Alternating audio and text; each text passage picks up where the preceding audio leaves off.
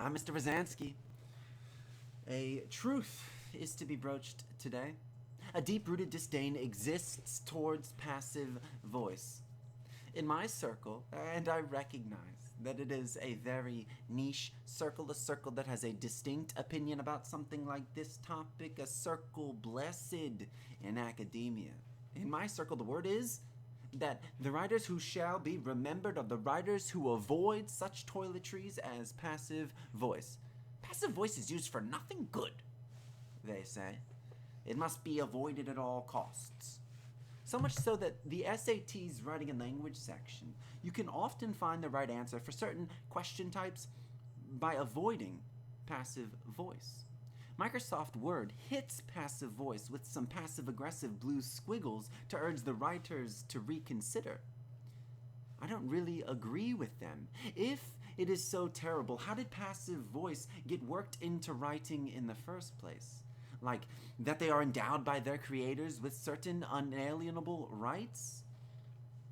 Or yesterday, December 7th, 1941, a date which will live in infamy, the United States of America was suddenly and deliberately attacked by the naval and air forces of the Empire of Japan. It's nothing new. Any lost energy, well, it was never there in the first place. It is an elitist and therefore a weak excuse to attribute bad writing to something that has a genuine function in information packaging and delivery. Now, the previous sentences were a bit on the nose, but they have a myriad of densely packed passivized forms, reduced passives, infinitival passives, passive voice with modal voice, got passives, and obviously the standard construction.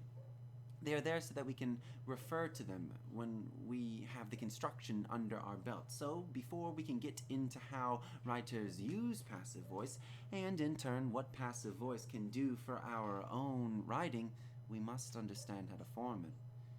You should have finished the foundational questions before the video, no stress if you struggled a bit. Here's a page of notes that we've been building throughout the year that can help with this task.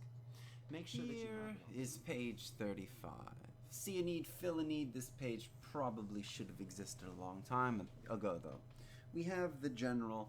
I know that. We have a few assorted things. But if you're missing this page, you lost your composition books. It's trapped at school, and you want to go free it, but you can't for some reason.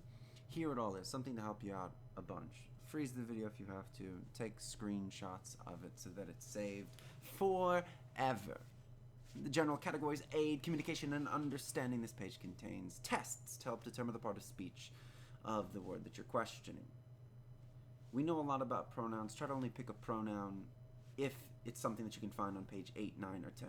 Others exists. Surely. Reciprocal pronouns exist. Yes. But we don't have everything in our composition book. It's just a great resource that I want you guys to use as often as possible. Prepositions are just like pronouns. We don't even have close to all the prepositions that exist, but we have some very popular ones, and through the popular ones you should be able to understand the less than popular ones, the weird kids in the cafeteria, if you will. Conjunctions, you've worked with those a long time. Coordinating conjunctions are your friends. You have that fat list. Subordinating conjunctions, we have a bunch of those. Conjunctive adverbs, not so much. Correlative conjunctions, we have nearly every single one of those. Verbs are super duper complicated. All we have is that chart, really, on page 17 that says with all verbs you better be able to make these different forms. But irregular verbs complicate things, and the very important modal verbs complicate things. Thankfully there are only 9 modal verbs, but there are a whole bunch of irregular verbs that can make finding verbs complicated.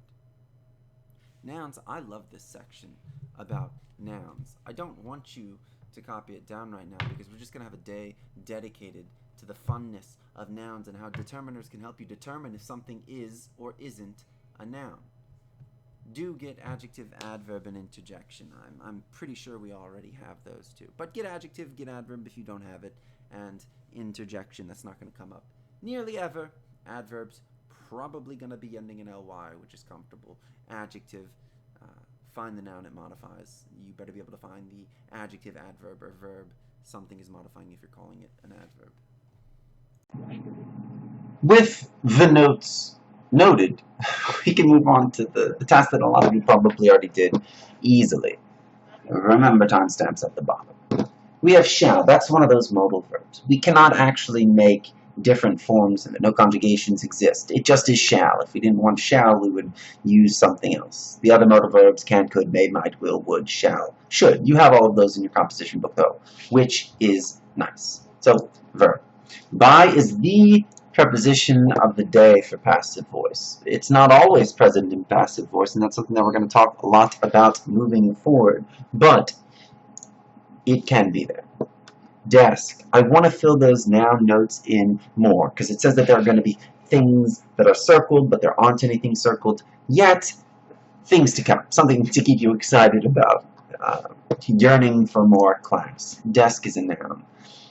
Is a verb always. It's a form of to be. It looks nothing like it, and that sucks. It makes things very difficult sometimes. But you just have to remember, especially for this lesson, is, am, are, was, were. Verbs always verbing, meaning they are finite, whereas been, being, you have to do a little bit of considering. Happily, we can look at our notes and just say it ends in ly and call it an adverb, and if we're wrong, who cares? Nor, you should know, as one of your coordinating conjunctions, it's the N and fen, boys. Was, is, but the past, which makes things less than pleasant. That was pretty cool how the drop-down menu stayed where it was. Was is a verb. It's just as important as is, and you should always keep your eye out for it when finding clauses. Of is a preposition, and her is a pronoun, either a object pronoun or a possessive determiner. And there's like a quick rundown of our parts of speech. Pack that up and move it to the side. That's part of the foundation of what must be needed for success in passive voice. The other aspect that helps make passive voice easy to find, identify, use is understanding our participles. It's very simple for this task. You only have three options. It's either a past participle, a present participle, or neither. Gerunds look just like present participle, but they have nothing to do with passive voice, so we're going to just like pack it up, move it to the side, and never think about it again. All we're dealing with are these three options. INGs are simple, present participle, irrelevant for passive voice. ED is where we're going to be living most of the time for passive voice, because that's our past participle. If we see something like this, which is a verb in its present participle form, it doesn't... present participle form. No, it's just a verb in its simple present form. It's mundane, it doesn't matter. Punched ends in an ED. Past participle. To punch. We know that's not ending in an ing. We know that's not ending in an ed. It's just an infinitive. Punching is the present participle. Then we have bought, which is where things get complicated. First layer of complexity to passive voice. We have irregular verbs. To be is extremely irregular, but it's so common, it's easy to learn its irregularity and find comfort in it. Whereas other verbs, they just suck. Here we have bought, buying, and bide. I wished bide were a thing, but it's not, because we haven't made it a thing yet. So bide is our neither, even though it ends in ed. Bought is our past participle, and our present participle is by. And that should be all the foundation we really need to tackle the formula for the creation of passive voice. That was a dramatic change in audio quality. I won't redo it, but I'll work on it for next time. The final stage is the application of the first 8 minutes of video. Get these notes down on passive and active voice. A little bit of general, which is what I stretched out for about 4 minutes of time. And then this formula is where we're going to be living. This formula is why, from the start, when you would tell me that the definition of the subject of a sentence is that it does the action of a verb, it's why I never allowed it, is because of passive voice. Sometimes is the doer the subject, but sometimes the doer is in a prepositional phrase so far away from the subject spot it's ridiculous. So you're going to get this formula down, and then we're going to interact with it. Pause the video if you are a slow writer, because I want to be done with this current video so that we can get to the fun stuff. It's application. And here is the final part, the task that you must complete. We're going to create a sentence in active voice and then its passive voice equivalent. So for the activity, make it simple for yourself. Give me a subject, because this is where we're going to create our active voice. Give me a subject. Then have a verb. Make it not a form of to be, because then you're going to back yourself into a gigantic corner, and I doubt you want to be there. Purchased. Receiver, a patient. It seems very person-y, but it doesn't have to be a person. I'll switch it up and add a car. There's my sentence in active voice. You do the same. Give me a subject. Use the subject pronouns. That's why I reminded you of them in the foundational activity.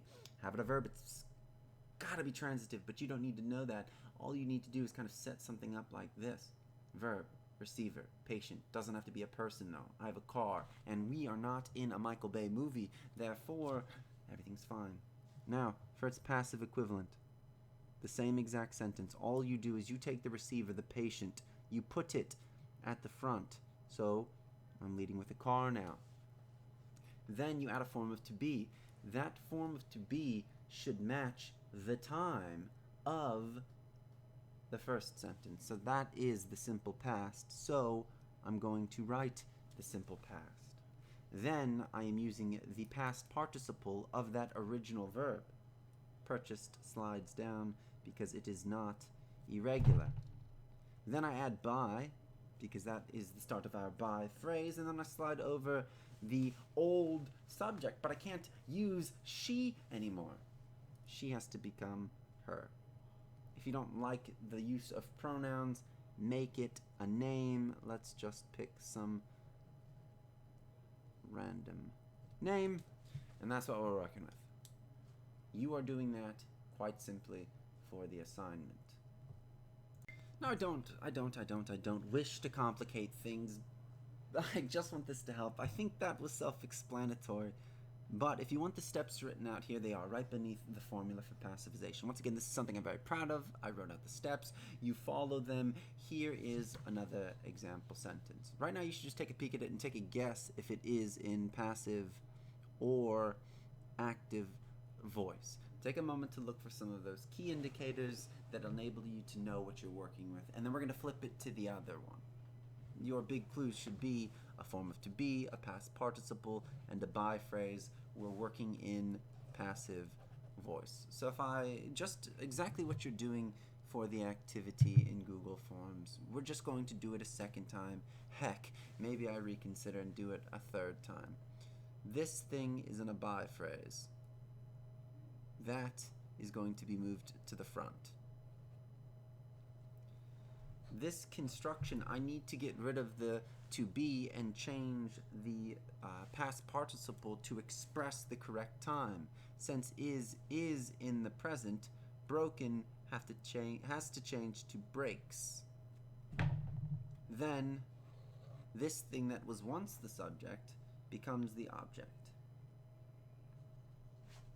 And that is those steps apply.